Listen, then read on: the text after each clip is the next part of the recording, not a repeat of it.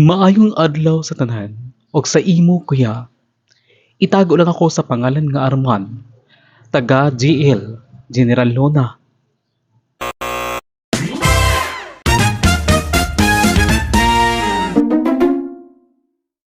Maayong adlaw kuya. Itago lang ako sa pangalan nga Arman, 25 anyos, taga diri sa Siargao. Ako ang problema kay about sa ako ang GF nga itago lang sa pangalan nga Leslie. Tungod niya, nagka-STD ko o kitawag nga sexual transmitted disease. Dili unta ko gusto nga siya akong i-blame niini apan sigurado ko sa akong kaugalingon nga siya ragyod ang unang GF o girlfriend nako diin nabuhat ko og mga ingong ani nga butang. Angay ba nako siyang pangutanon about ni ini kuya? Maikog baya ko kuya, kay babae siya, ug love nako siya.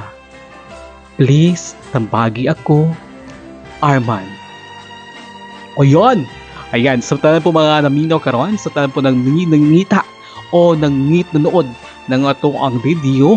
Ayan, paki-comment daw sa inyong ika-advise kay Arman sa ato ang latest sender sa suliran na mangilngig. Ayan, iyang ko iyang problema is naa siya steady or gitawag nga sexual transmitted disease. Kataghanan ningon pa sa akong mga friend or sa akong mga besa ako sorbi bisa akong sorbi is makuha lang ni siya nga sakit is through 6 talaga, as in pag sex talaga ganon, di ba? So ingat mo ha, kay baka grabe na makakusog diri sa Siargao na pud ang kuan kanang mga sakit sama sa gingon nila na HIV. Bang nako siya, ingat. So isa ato ang letter sender karon nga si Arman ang nakadangop ng STD. Ayan. Angay ba daw niya i-blame ang iyahang uyab? Kay tungod kay way lain daw iyang hilabtan, iyang uyab lang daw na nagkasakit siya ng STD. Ayan.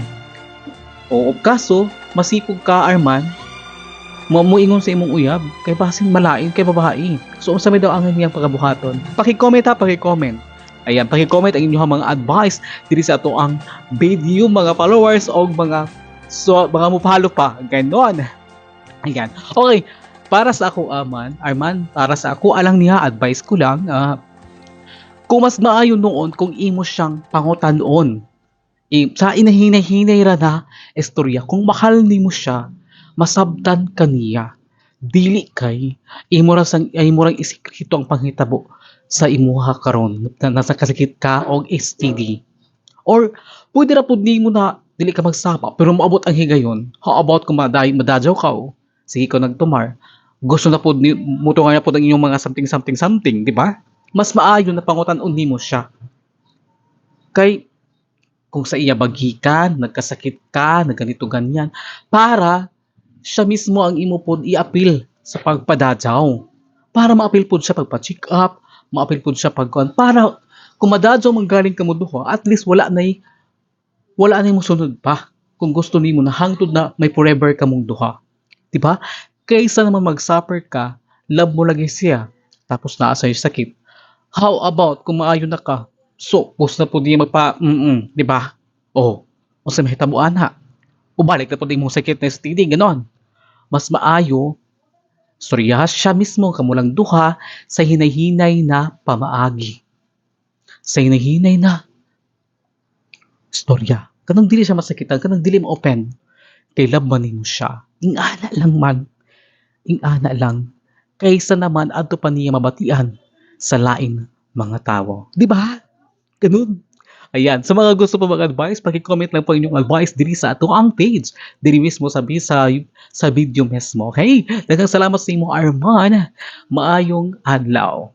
Welcome to Al TV.